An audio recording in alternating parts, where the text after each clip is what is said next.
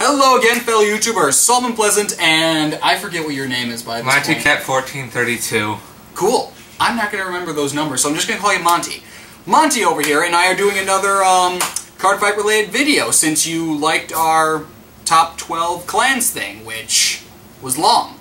It's very long. Yeah, sorry about that being so long, guys. We talk too much. Oh well. And this video might be as long as well. It probably will be. Anyway, so today, what we are going to do is actually just kind of discuss all the clans in general. Now, you all probably remember the last video I did with my review of all the clans that existed at that time. So this is now basically an updated version of that with some help because I don't know some clans as well as others. And also have personal preference and hatred towards some clans. So, having that said, let's start things off with the United Sanctuary. But before we start, we're going to just say this. No fan main clans. So, at Ranger, Tachivan, whatever that Tachivan, and what the other one is. We're not including those because those are not complete clans. You cannot play complete decks with those. Even though with the last one I did, I included Nubatama, even though you couldn't play a full deck, but that's because it was made in America, so... Well, and also at the time we also knew that Nubatama was coming out. Yeah, because they had stuff. Because when you actually recorded that and put it out, yeah, it's true. I did. About the same time we knew Nubatama was getting more stuff. So I was thinking. I was actually using my brain. You were thinking ahead, is what you were doing. Yes. Anyway, so let's get started with the United Sanctuary. And to start things off, Will, what's the first clan we're going to talk about? How about we start with the very first clan that was ever introduced as a full deck, which is Kagero? Royal Paladins. Yeah, that's true. Royal Paladins. So, I'm going to start by trying to give my 2 cents on it because I have seen Royal Paladins. Now, from what I can gather, they're a lot like Golds, except instead of focusing specifically on calling out units, they also focus on pretty much a lot of other mechanics as well as calling out units. They call... What I've seen, I have a Royal Paladin deck, I have the Majesty Lord deck, but I don't focus on just Majesty Lord. I include cards like the Break Ride in it to give it extra power. I mean, to be honest, the Break Ride for Jewel Knights, it's pretty bad. When it's in a Jewel Knight deck. But for Majesty Lord, it's great because it gives plus 10 and I'll hit you with my big sword and make it even more powerful. Pretty much.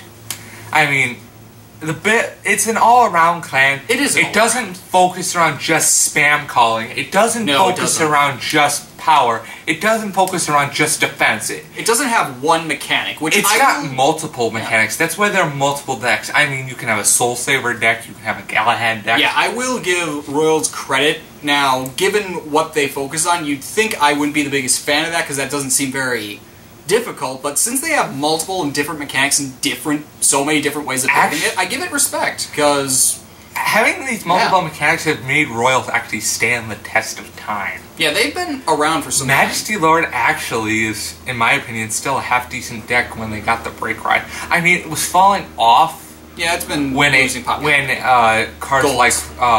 Azel, Vermilion, the Blood, the End... Cards like that, I really feel like they fell off, especially when Break Rides came out. Oh yeah. Excuse me. When the Break Rides came out, it really hit it hard. But as soon as Jewel Knights came out, it's like the whole idea of the Break Ride form was not that good. But at least for Majesty Lord, he's been able to get use out of the Break Ride. Yeah, he manages to gain stuff out of that, and also it's got the main card fight character in the clan, Blaster Blade. He's not... He starts off there. He's the main, like, unit that people look at. It's like, oh, it's Blaster Blade. He's so awesome. It's a grade 2 with 9k, and it only kills 1 unit when you look at it. But here's the thing. In Season 4, which it's out now if you guys want to go see it subbed, he actually becomes more useful. Yeah, he does. He can kill grade 2s to grade 3s now. Yeah, when he was in Gold, actually, when he came out as Spirit, people didn't find him actually that useful. Spirit isn't as useful as the other two. But when he came out as a Liberator, he really got more use. Yes, he did. I mean, as Spirit, he's a 10k. So that's a bounce. A 10k with a 5k shield is actually... That can go in Golds or Royals. Yeah, it makes it quite useful. It says it's gold as its clan type, but it can be used. It also says it can be used for royal effects, which I love. And I think in gold, in Royals, you can make a full blaster build, which is something not You black clans could do. actually, if you wanted to. There are I mean, you could do 4 Scapulate the Blasters, 4 Majesty Lords, and then so on and so forth. Blaster Blade, yeah, all that stuff. I mean, if you wanted to, but I say don't. And for a lot of people, when they choose their first clan, Royals is usually a thing that they choose. It's not the #1 thing that they choose now, but it's still a good pick. Well, Jewel Knights aren't really that effective, in my opinion. But at least Royals have a starter deck. Yeah, Royals have a couple different starter decks. They're getting another one when Seeker comes out. Seeker! I really... I feel like the Liberators were better Nah. than the Seeker. They need to revive Royals. Bushy was just like, people aren't liking Royals as much. Neutral deck! Well, frankly, I think they overused goals so much. We'll talk about that in a little bit. Yeah, but let's on move to our next clan, which is another one of clans that you use. Yes, Oracle it's Tank. actually one of my personal favorites. Oracle Think Tank. Yes, OTT. I have it as... Was it my number 2? It was somewhere. It was 2 or 3, one of the two was guys. I don't remember what, but it's high on my list. It's not my number 1, it goes to a different clan, but OTT, it was my first... Royals was my first complete deck, but Oracle Think Tank was the first deck I got good with. And for those of you who don't know Oracles, a brief summary of them is they mostly focus on hand advantage. Am I right with that? Yes. They focus on having really big hands. Yes. And also getting stuff in the soul, but that's kind of a secondary thing, am I right? Amaterasu does, but... Amaterasu can get stuff in the soul. Tsukiyomi does it better, though. Yeah. Because Tsukiyomi's like, soul charge, soul charge, soul charge, soul charge. Soul charge like crazy. It's soul charge up the wazoo, pretty much. I think some other clans probably do that even more crazy. Yes, but Oracle's was the first time to really do the heavy soul charging. Also, the main thing that they really focus, though, is the hand, am I right? Yes. I thought so. I mean, there's a card... I mean, the deck was actually really good. I mean, it was staying up there until in Japan when Tsukiyomi got hit. On ban list? Yeah. Banhammer! America doesn't have the ban list. Some people say they're going to give it. Bushiroad says we're not getting it. The only thing that's even limited is Barkdoll, and that's just like, no, you can't use it as a starter. You can't use it as a starter. You can use it in a deck, you just can't use it as a starter. So just draw it in your hand, you're fine. Anyway. Also, Oracles... Because I know there are different ways to build it. Like, there's the Amaterasu build. There's Amaterasu, there's Tsukiyomi, which was one of the better builds. Yeah, Then came a Soulless Coco. Soulless Coco took over Oracle Think Tank fast. Really? I mean, as soon as the ban list was hit with Tsukiyomi and Godhawk Ichibiyoshi, which really hurt them. That way they could only run 1 Tsukiyomi and 1 Godhawk. Can't you only use one? You only run 1 Godhawk, but you can only use up to 2 ban cards. That's the thing. So you couldn't run... That is very inconvenient. You couldn't run 2 the only time a ride chain has been affected by a ban list? It's not... Well, I actually looked at it recently, and they've been taken off. Oh, nice. So it really helps. But once Soulless Coco came out, it's like, okay, they need to come up with something new. Then they came out with an entirely new subclan of Battle Sisters. Which are very effective. Yes, Battle Sisters. Effective. Well, we had some Battle Sisters from Set 1, Chocolat, Mocha, and Coco. Which were all really expensive cards, and then they got lower for them. Yes, just like, yep, a no lot. cheaper. But, actually, no. If you have Cocos from Set 1, they're actually still worth a bit. You can actually get a good chunk of cash off of them. Yeah, I can see that. But... And what should Battle Sisters, like, focus on? There is no one true build for Battle Sisters. They're power-based, which, frankly... They're power and hand-based, am I right? They're power-hand... I mean, they weren't really hand-based until they got Battle Sister Parfait. Parfait kicked that up a buttload. Yeah, and Oracles, I've played against your Battle Sister deck. It's effective. Very. I'm going to say that right now. It's Battle Sisters, look them up, they are effective. If you want... And it's a fun clan to build. build and play. Nuns with guns. Yes, it's the nuns with guns. So Everybody likes nuns with guns. I feel like we've said enough, so... Alright, our third clan, I'm cheating here. Shadow. Yes. Our third clan is Shadow Paladin. The second most popular clan to date. Why are they so popular again? Revengers. Yes. So for those of you who don't understand Shadow Paladin, this will come up later, and I'll explain why it comes up later, but they focus on killing their comrades and gaining power from that.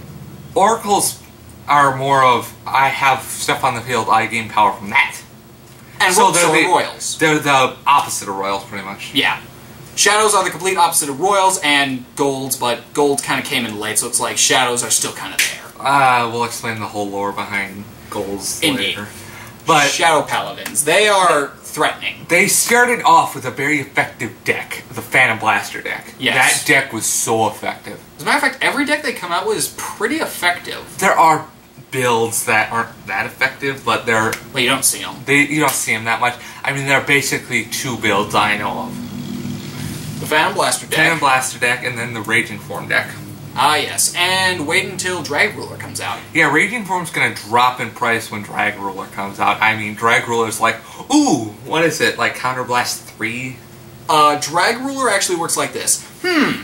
Let's see, Counterblast 1, I need to kill 3 of my own comrades.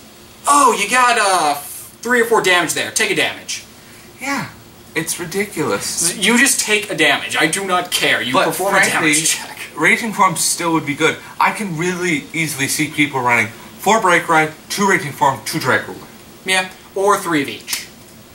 That's also... Do a 9 build. Yeah. I could see that as well. And Raging Form has the fun Superior Persona Ride! Yes, that's the first card that actually does it. Yes, yeah, it does. And Revengers are incredibly powerful, incredibly expensive for the most part, and they're just all around incredibly difficult to fight against. That's why they're a very top-tier deck, and they'll continue to be top-tier for a while. They'll be continuing to be top-tier... Yeah. For quite a while. And also the fact that one of the main characters in the show uses it, it's just like, of course they're going to gain popularity. Because everybody likes Ren. Who doesn't like Ren? I mean, they're also getting a Legion? Yes, they also get a Legion. I've seen a Legion. It's actually not as good as you think it would be. But... Well, no, I actually looked at it, and with some of the cards that are coming out, it's going to be quite good. Yes. And also they have Witches. The Witches deck is going to be the deadly one for Legion. I can't wait to see that work. It'll be interesting. That will be fun, because Witches basically say, I see you have a card on the field there. I'm going to switch it out with a 0 in your damage zone. Or no, it's in the drop zone. I'm going to switch it out with something in the drop zone, which is usually a 0, because that's what people guard with. Yeah. Get rid of the zeros! That ought to be interesting, because they're taking stuff from Angel Feather. Well, they mess with... I wonder how Granblue would react to that. Well, Angel Feather does the same thing, right? Well, they do. Angel Feather does with the damage zone. We'll talk about Angel Feather shortly. Though. Yeah, let's move on to one of your most hated. Shadow Paladins, they're evil, but I don't hate them that much, actually. I don't hate them, they're just expensive. They're expensive and powerful, so that's it's like, problem you built a full Shadow Paladin deck. It's like, oh, you spent the money on a good Shadow Paladin deck. Deck. Good job for you. Actually, you can still... Phantom Blaster is actually dropped, but it's still a half-decent deck. It is a half-decent deck. Because, you get it off, frankly, if I could get one, I would play that one just because... And it's also one of the few ride chains that actually has a cross ride. Yeah. Well, people really don't call that one a ride chain. Does Phantom Blaster Dragon get... +1 with Blaster Dark in the Soul? Yes. Okay, then it is a ride chain. Same thing with Javelin. It's like, oh, full Blaster in the Soul. Yeah, I get +2. Yeah. Anyway, moving on to my most... most. It's actually not the most hated deck on my hated decks. It's really close, though. I know what your number 1 is, but we'll get to that. I know what my number 1 hated. Let's save that one for last. When it comes to clans in general, anyway, it's Gold Paladin, guys. But when it comes to clans, just in clan general, it's my most hated clan. When it comes to specific cards, it's not in Gold Paladin. There's a specific card I hate the most. Well, and it's not even in Gold Paladin. No, but there's a bunch of cards in Gold Paladin you just don't like. I don't like Gold Paladin that much, but I'll explain Gold Paladin, then you can summarize anything if I seem biased. Why would I sound biased, though? Anyway, Gold Paladins focus on spam calling units and basically getting power from that. Yeah, they're a big spam call deck, but they actually got more power when Liberators came out. I wonder why that is. Well, because Aichi uses it in Season 2 and Season 3. And Bushiroad's just like, give them more Gold Paladin stuff. Everybody agrees with me on this, and you can agree with this too. Gold Paladin gets too much stuff. They're one of the clans, yes, to have gotten way too much stuff in it. When other people are just like, hey, we would like some stuff over here, it's like, no, more Gold Paladin. Grand Blue. Yeah, we'll talk about Grand Blue later. Alright, so... But I'm sure it's more than just spam calling, right? There are actually many different deck builds that I've seen that people play with this deck, and it's actually... You can actually get deck builds that don't focus on spam calling whatsoever. Really? Yeah. What units focus on that? You could do an entire deck of soul charging for golds. Agravain. Oh yeah, Agravain. The guy says I get critical for the rest of the game. The thing about some decks is, like, the Agravain deck, I don't find it to be, like, good when you play it in, like, tournament play. Yeah. But as fun play, it's quite fun. Yeah. There are plenty of decks that I've built that may not be good, but I enjoy them just because they're fun. Yeah, but unfortunately, all the decks that people use for golds right now are pretty much Liberator. It's pretty much Liberator at this point. Even normal Azel is just like, oh, nope, Liberator's now. Yeah, normal Azel and Platina Azel have actually dropped off. Yeah. But I really feel like that they'll get some revitalizing when Grand Scissors Azel comes back out. Oh yeah, Grand Scissors. I don't like Grand Scissors. What are the... you actually like normal Azel now. Normal Azel is fine compared to Grand Scissors. Normal Azel, I'm just like, hey, that's actually okay. Mainly because I played against it enough. Yeah, like, I'm okay with I actually got the deck from a guy, and when Brett started playing, when Solomon here started playing me, I found it useful, and also when I realized, oh, Liberators get... Liberators... Azel isn't a Liberator. No. Grand Scissors isn't a Liberator, so I'm like... And then when Liberators get Monarch, Sanctuary, Alfred, I'm just like... You, Bushiroad, you just want to make it broke, don't you? And you just want to make a new Alfred unit. You just want to keep making new Alfred units, don't you? Well, he is... Seekers don't have the Alfred yet. Yet. It's the key word. Yeah. But, yeah, I don't like golds. Well, the thing about golds is... It's so easy, I feel, to use. Right at the beginning of Season 2, golds were actually the formation of... What was left Royals of Shadows and Royals. Shadows. Oh, that's where Spectral Duke came from. That thing nobody uses anymore. Spectral Duke, for the time... was really good at the time. Ezel and Spectral Duke, the decks clashed so much. Not anymore, Liberators are out. Now it's just up, Liberator everything. Liberator people still use the deck for Platina Ezel. People still like Platina more, though, just because of... Yeah, just wait until Grand Scissors comes out, though. It's just like, unlock the units! We'll get to unlocking later. And locking in general. Anyway, moving on to our next clan, Angel Feather. Now, you don't know as much about this clan, do you? I've actually never done a build of this. What I do know of them is they're big... It's like nurses of the United Sanctuary. Because it's like, they take damage, and then like they'll swap cards in the damage zone for cards in their hand. Yes, I will explain Angel Feathers. Angel Feathers are basically the angels of the United Sanctuary, and that's where they mostly... That's where most of the angels are in the United Sanctuary. They're in the Angel Feather. I mean, there's some around, but... Yeah, but mostly in Angel Feather. And they're nurses that basically focus on manipulation of the damage zone. This is original, and this is actually very interesting, because they're actually... You know those cards, the Grade 1, Grade 2, this is Counterblast 1, I added damage, and then at the end of the turn it goes back to the deck? Yeah, that's where they were... Angel Feathers started that. Yeah. They were the first, along with some other units in the same box, they were the first units to really get that. What, set 6? Breaker Limits, yeah. Yeah, they were the first to really get that. And they can use that pretty well. Yeah. Now, when I say that they manipulate the damage zone, that sounds interesting. But then when you actually see it in action, it's a bit underwhelming, because for the most part, most of what they do is swap in and out. They don't heal, except for one card that says, hey, I Mega Blast, and for each unit on the field, I heal 1 damage. That's good, except it's a Mega Blast, so it wastes a lot of energy, and then you can't use that Counter Blast for other stuff. The one thing I've noticed about Angel Feathers is too high of a cost for not enough payoff. Exactly.